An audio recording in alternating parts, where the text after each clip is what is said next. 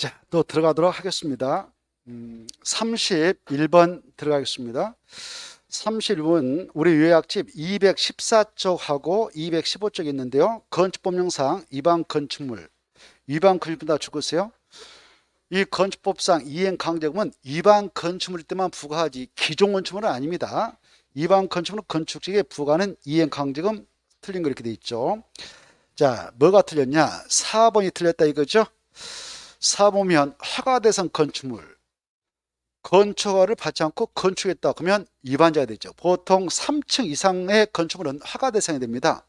그래 갑이라는 사람이 있는데 3층짜리 건축물, 5층짜리 건축물 허가받아야 되는데 허가 안 받고 덜커덩 건축해놨다. 그럼 위반자죠. 그때는 위반해서 건축을 해놓으면 그대로 둘까요? 잡으러 올까요? 누가? 법적으로 누가 잡으러 옵니까? 검찰 아니면 경찰이 오죠. 수사기관에서 건축 위반자로서 가만두지 않습니다. 잡아다가 바로 이제 수사 전개해서 정말 위반했다라고 하면은 기소하죠. 어디다? 법원에다가 검사가. 판사가 건축법 위반해가지고 징역 몇 년 선고할 수도 있고 또 선처차 벌금 3천만 원 내라 선고할 수도 있습니다. 이런 것들은 행정형무로서 한 번 딱 선고해서 부과하면요.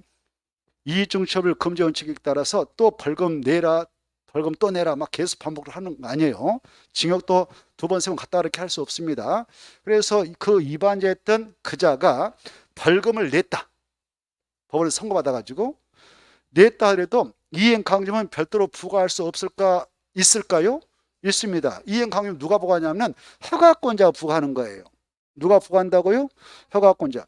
북구청에 그런 허가 받지 않고 건축되어진 위반 건축이 있다. 그러면 북구에서는 누가 바로 허가권자입니까? 북구청장이죠. 3층짜리는. 그렇죠? 그래 북구청장이 그 위반 건축물을 건축지역에 위반 건축물로서 바로 철거해야 되겠습니다라고 1차적으로 기간 정해서 철거명령 내립니다. 그래 10월 말까지 기간 줄 테니까 그때까지 깨끗이 철거하세요라고 철거명령을 내려요. 이게 바로 시정명령입니다. 이 시정명령 내렸는데 그 기간 내 그 시정명령을 이행하지 않았다. 그때 그 이행을 강제해서 돈을 내게 하죠. 그 돈이 뭐다고요? 이행강제금. 그래서 이행강제금은 별도로 부과할 수 있다 없다? 있는 거예요. 이해되죠? 그래서 틀렸다. 4번 벌금이 부과된 자에게는 이행강제금을 별도로 부과할 수 없다가 아니라 있다 그래야 되죠? 그래서 틀렸습니다. 중요합니다. 벌금은 벌금대로 이행강제금은 이행강제대로 별도로 부과하는 겁니다. 벌금은 몇 번 그 위반자에게 선고해서 부과할 수 있을까요? 한 번밖에 부과 못하는 거예요. 근데 이행강제면 한 번은 끝날까요? 그 시정명이 이행될까요? 반복 부과할 수 있을까요? 반복 부과할 수 있는 특징을 가지고 있죠. 반복. 그래 반복하는 횟수가 어떻게 되냐? 동그란 3번 나와있죠? 3번 오면 바로 3번이 아니라 2번에 봐보세요. 바로 1년에 몇 해 이내에 범위에서 반복 부과합니까? 2회 이내에 범위에서 조례에서 정하는 횟수만큼 반복 부과할 수 있다. 이걸 꼭 알아주세요. 그리고 이행강제 부과금액은 동그라미 1번에 있죠. 부과금액 여기는 안 나왔지만 그 우리 요약 보면 건축법상 중요한 규정을 4가지를 일단 설정해 놓고 있습니다. 건축신고, 용적률, 건폐 이런 4가지 규정을 위반해서 탄색시키면 이행강제금은 그 건축물의 1제곱미터당 적용되는 시가 표준액의 50% 상당하는 금액에 따라 위반 면적을 곱해서 부과해라. 다만 부과 비율은 약간 차등 부과해라. 허용 건신에서 100%, 90%, 80%, 70% 부과라 이런 게 나와있죠. 그것들 한번 눈으로 찍어 놓으시고요. 이왕 본짐에 바로 요 요약집 214페이지하고 215페이지 한번 가서 봐보세요. 이행강제금 좀 중요해 공법에서. 그래서 이행강제금 바로 그렇게 부과한다.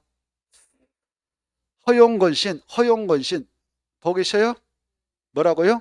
허용건신 100, 90, 80, 70 이렇게 차등 부과율을 적용한다. 허용건신 허가가 가장 세다. 그 다음에 용적을 초과하면 그거 두 번째다. 그 다음에 건필이 세 번째다. 네 번째 신고다. 이렇게 허용건신 차등 부과한다. 이 4가지 규정이 아닌 다른 규정을 위반해서 건축이 되면 10%를 적용해서 처리하는데 몰라야 돼요. 그 다음에 부과 금액을 딱 산정해 놓고 보니까 100만 나왔어요.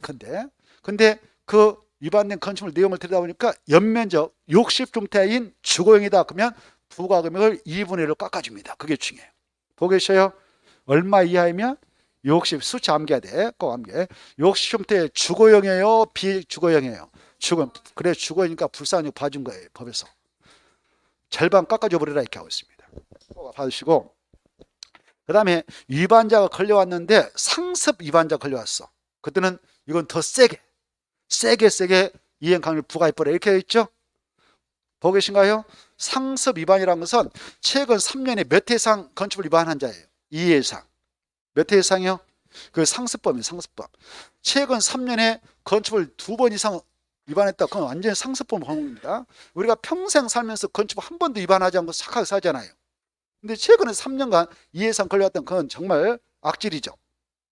그렇죠? 이행 강요를 계산했더니 2천만 나왔다 그러면 그것은 꽃배기로 처벌해라 이렇게 하고 있어요. 그래 4천만 원 부과해버립니다. 100에 100. 가중 부과해야 합니다. 가중 부과할 수 있다 하야 한다. 안 보고 있나요? 보고 계시나요? 하야 한다. 찾았나요? 100에 100 옆에 봐봐요. 100에 100 옆에 가중할 수 있다 하야 한다. 그게 중요해. 왜? 개정했거든요. 할 수 있다 그랬더니 허가권자가 선출직이라서 그냥 안 해버렸어. 그래서 의무상을 바꿔버렸습니다. 하해한다. 가중 하해한다. 보고 계셔요? 그래 어떤 층에는 가중 부과해버리냐 100에 100으로 꽃배기로 해버리냐. 아까 상습 위반자 최근 3년 이내 이해상 위반자들, 또 영리 목적 가지고 위반한 자들, 영리 목적 가지고 그 위반 면적을 50평부터 초과해서 확보했다. 그리고 다세대 5세대를 더 추가해놨다. 불법으로. 쪼개놓기 했단 말이에요. 쪼개기. 10쪼개기 하는 거 있잖아요. 다가호텔 또 몇 가구 더 늘려놨다. 5가구. 이런 것들을 바로 영리 목적 위반자라고 그래. 50제곱미터 초과했다. 5가구를 더 늘려놨다. 5세대를 더 추가로 만들어놨다. 불법으로. 이럴 때는 아주 영리 목적 위반자로서 100에 100으로 처벌해버려라. 꽃배기 장사다 이겁니다. 꼭 받으시고요. 근데 가중 부과를 하지 않는 경우도 있어. 내가 이미 다가호택을 불법으로 5개에 더 추가해서 만들어 놓고 내가 여러분한테 팔아버렸어. 소유가 바뀌어버렸단 말이죠. 여러분은 어때요? 가중 부과 당할 일이 없을까? 없어요. 위반된 건의 물건을 바로 사들여 가지고 소유권자가 변경됐다 그러면 변경된 그 소유자에게는 가중 부과한다 못한다 하지 말라 이렇게 하고 있습니다. 소유자가 변경되면, 위반된 후에 소유자가 변경되면 가중 부과는 못한다. 있어 없어요? 100에 100 바로 밑에 있을 건데 좀 눈을 한번 찍어 놓으세요.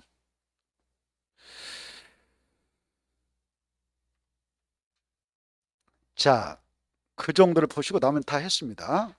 그리고 이행 강요를 부과받았다. 이행 강요를 부과받은 자가 시정명을 갑자기 이행해 버렸어.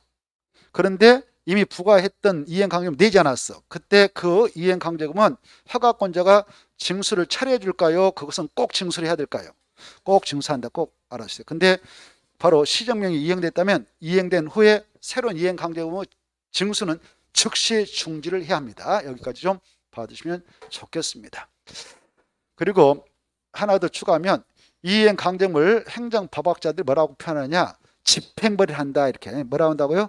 제를 서두에다 써놨습니다. 요약지. 뭐라 한다고요? 집행벌. 행정벌도 아니고 행정질서벌, 행정형벌도 아니라 집행벌이 한다. 시정명을 내렸는데 그 명령을 이행하지 않고 있기 때문에 그 명령을 집행해서 이행강령을 부과하고 있기에 이 이행강령을 바로 집행벌이라고 표현하기도 한다. 집행벌. 이렇게 좀 받으십시오. 자, 거기까지 받으시면 되고, 그 옆에 이왕에 번임에 우리 이행강요는 농지법에도 또 나오죠. 농지 소유자가 농지 처분음료 있음에도 불구하고 1년에 안 팔았다. 안 팔고 있으면 바로 시정수 구청장이 야 농지 안 팔았냐? 팔아라 해서 농지 처분을 내립니다. 몇 개월에 팔도록 명을 보내느냐? 6개월 이내 팔도록 명을 보냅니다. 다만 작년에 농지법 개정되면서 이런 자들은 1년이라는 기간을 주지 않고 바로 농지 처분명을 내려버립니다. 거짓 부정함으로 농지 취득 자격증을 발받아서 농지를 취득해서 소유하고 있음이 시정구청장에 의해서 인정됐다. 또 농업법인이 부동산업을 상습적으로 하고 있었다 걸렸다. 그때는 소유한 농지 빨리 팔아라 라고 즉각적인 농지 처분을 내립니다. 6개월 팔도록. 그런 자에게 농지 처분을 내렸건만 그 6개월이라는 기간 내 이행을 하지 않고 버텼다. 그때는 이행 강제를 부과할 수 있죠. 그때 이행 강제금은 농지법은 매년 1회씩 반복 부과할 수 있는데 부과 금액이 아주 중요하다고 그랬죠. 그게 개정됐다고 했습니다. 바로 그 농지의 감정가에 해가고 그 농지의 개별 공시가 중 더 높은 금액을 기준해서 몇 퍼센트를 부과할 수 있다? 25. 이 수치 어마어마하게 중요하니까 100분의 25. 그 농지의 감정가액이 1억. 개별 공시가 8천만 원. 그러면 높은 금액이 감정가액이 1억에 25%는 2,500만 원이죠. 그래 2,500만 원을 부과할 수 있습니다. 여기까지 알아주시면 좋겠다. 자, 이어서 봅니다. 이따 또 나오니까요. 자, 그 다음에 32번. 32번은 216페이지하고 219초까지 있는 것입니다. 32번은 216쪽, 219쪽에 있는데 주택법령상 용어정의다 옳은 거 이렇게 돼 있죠. 1번 국민주택 규모란 수도권 정비개법상 수도권에다 줄 거예요. 밑에다 써요. 85제곱미터 이하 이렇게 써놔요. 수도권은 무조건 얼마다고요? 85제곱미터 이하 이렇게 쓰시고요. 그 다음에 수도권을 제한 도시역에다 또 줄 거예요. 무조건 85제곱미터 이하 이렇게 써놔요. 도시역에다 줄 거 또 85.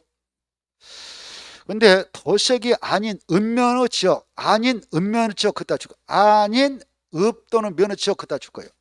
아닌 읍 또는 면의 지역 그다 줄 것이고 밑에다 써요. 100제곱미터 이하 이렇게 써놔요. 아닌 읍 또는 면의 지역은 얼마까지를 구금택 규모를 하는가? 100제곱미터 이하. 그래서 포함이 틀렸어. 포함하여 그 말을 줘버리고 제하고 그래야 돼. 포함하여가 틀렸어. 그래. 자, 아닌 읍면적 포함한 거 아니라 그 아닌 읍면적은 제하고 주거 용도로만 쓰이는 면적, 이걸 주거 전용이라는데 1호 1세당 85제곱미터 이하인 주택을 구금택 규모 주택한다. 뭐 때문에 틀렸다고요? 포함하여라 그 아닌 읍면적은 제하돼. 이해된가요? 중요합니다. 그 다음에 2번은요. 마지막에 구분 소유를 할 수 없는 주택 그랬는데 있는이 틀렸어. 없는으로 수정. 2번 끝에 있느냐라 없는. 그 다음에 3번 맞죠? 엄청 중요하죠. 민영주택란 궁택이 아니택. 그 다음에 4번 왜 틀렸냐? 도시형 생활택 도시역 맞고 300세 미만 그 말 중에 맞고 국민주택을 말한다. 이게 틀렸죠? 국민주택 규모 그래야 돼. 국민주택 규모.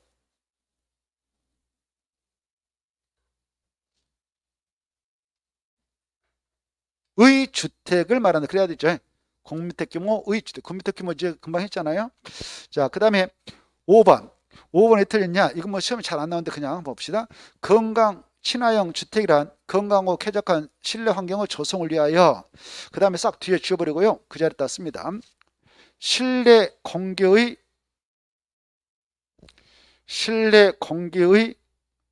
오염물질을 실내 공기의 오염물질을 최소화할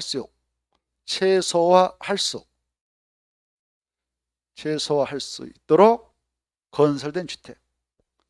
최소화할 수 있도록 건설 이 정도 보시고. 자, 33번에 들어갑니다. 33번은 219쪽에 있는데 주택법령상 세대 금융 공동택 그다음 줄 거예요. 설치 기준입니다. 이 세대 금융 공동택은 설치 기준이 있고 건설 기준이 있는 겁니다. 그걸 꼭 구분해서 문제를 풀어야 돼. 시험장에 들어가서. 설치는 기존 것을 새롭게 만드는 것이고 건설은 신규로 만든 겁니다. 자, 이건 설치입니다. 세대분양 공동도 설치입니다. 법조문인데 가로 안에 들어갈 거 찾아라 이거죠. 자, 박스 안에 들어가서 2번 이 설치할 때는 무슨 법을 적용해서 하냐면 공동택 관리법에 따라 행여가 받을 거 받고 신고할 거 신고해서 설치합니다. 이때 설치하는 그 세대용 공동택 경우 다음에 걸 모두 충족했는데 구분된 공간의 세대수는 기존 세대를 포함해서 몇 세대 이하까지 쪼갤 수 있다? 2세대. 이 수치 암기하시고요.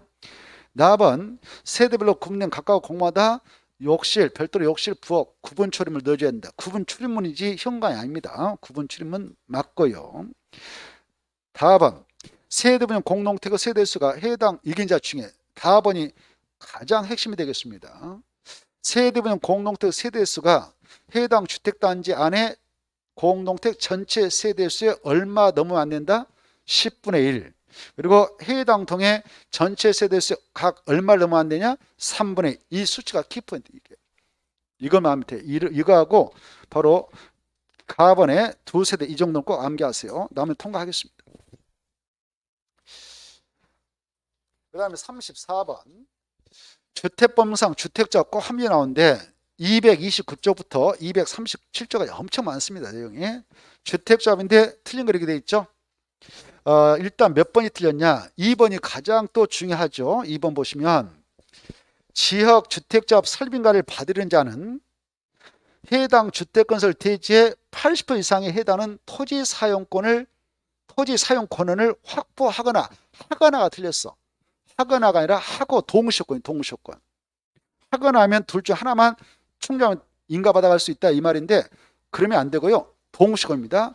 사용권은 80% 이상 챙겨오고 소유권은 얼마 이상 챙겨야 되냐? 15%. 이해돼요?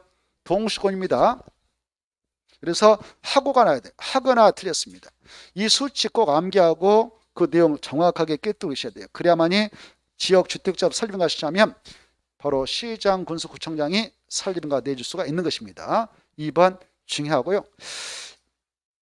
나머지는 뭐 어려움이 없으니까 통과가 되겠죠? 자, 35번. 35번은 241쪽이 있는데 주택법령상 국토교통부 장관한테 포인트 잡아요. 국토교통부 장관에게 사업계획 승인을 받아야 하는 경우가 총 5개가 있습니다. 241조. 그런 경우 아니면 관할 그 지자체장인 뭐 시도사, 대도시장 이네들한테 사업계획 승인 중에서 승인받으면 되죠. 그래 국장한테 사업계획 승인을 받아야 하는 경우가 딱 몇 개 안 되니까 머리에다 새겨버렸어요. 요약을 통해서. 사업을 하려는 주체가 누구일 때는 국장한테 가야 되냐? 국가 할 때 국 동그라미치고 한국 토지 동사 할 때 국. 이네들은 누구한테 가느냐? 국장한테 간다 그랬죠. 이걸 어떻게 암기합니까? 꾹꾹이라고 그랬죠. 꾹꾹이가 사업을 하고자 할 때는 국장한테 승인받는다 그랬습니다. 이네들이 국장한테 사업계획 승인받고 공사 들어와서 공사 끝난 다음에 주택건 사업이 끝났다. 대지 정사업이 끝났다 하면 사용검사도 국장한테 받습니다. 그 다음에 330만 정부채 이상의 금으로 도시발 사업장이 있는데 그 안에서 야 여기는 나한테 승인받아라 라고 국장이 지정고시한 적이 있어요. 이게 중요해. 국장이 지정고시한 적은 국장한테 가서 승인받아야 된다. 알죠? 그 다음에 바로 이 수도권 긴급한 주택난을 해소하기 위해서 여기에서 나한테 승인받아라 라고 국장이 지정고시한 적 여기도 국장한테 승인받아야 되고요. 그 다음에 국가 지방자치단체 한국토지공사 지방공사 얘네들 국주공 공공사업 주체라는데 얘네들이 출자해서 부동산 투자회사를 만들었는데 얘네들이 출자했던 비율이 총 출자 비율 대비 이